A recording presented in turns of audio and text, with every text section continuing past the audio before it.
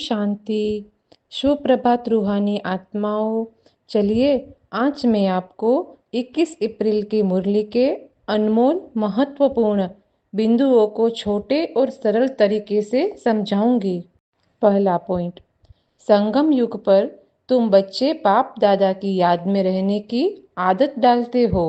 याद में रहना अर्थात हमेशा भगवान को स्मरण करना, यही सबसे बड़ी आध्यात्मिक आदत है।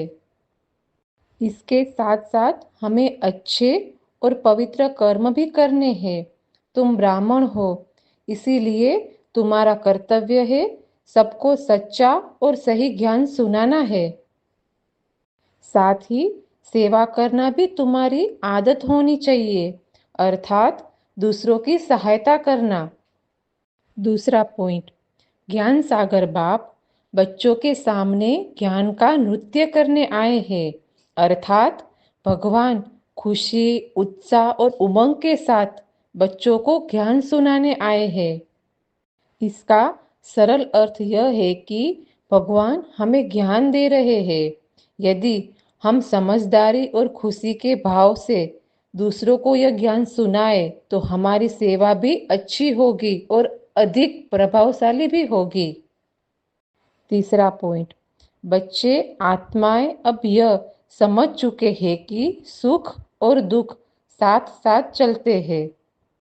असली फायदा यह है कि इस समय हम खुद को ईश्वर की संतान समझते हैं और ईश्वरीय गोद में है, यही सबसे बड़ा सुख है।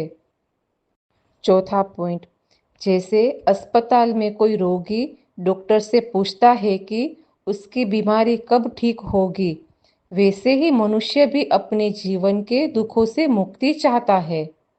इसीलिए लोग भगवान को पुकारते हैं।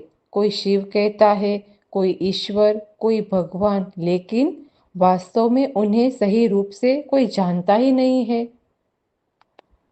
पांचवा पॉइंट, परमात्मा अब ज्ञान देकर हमें अंधेरे से बाहर निकाल रहे हैं और रोशनी दे रहे हैं। यह ज्ञान वेद शास्त्रों में नहीं है। इस सृष्टि के आदि, मध्य और अंत का संपूर्ण ज्ञान हमें केवल परमात्मा से ही प्राप्त होता है। छठा पॉइंट, मुरली कोई लकड़ी की बांसुरी नहीं है, यह ज्ञान की मुरली है। भगवान सबको एक जैसा ज्ञान देते हैं, लेकिन हर कोई अपनी मेहनत के अनुसार उसे धारण करता है। सातवां पॉइंट, सतयुग में न दुख था, न गंदगी और न ही कोई बुराई। वहाँ देवताओं का निवास माना जाता है, इसीलिए उसे स्वर्ग कहा जाता है।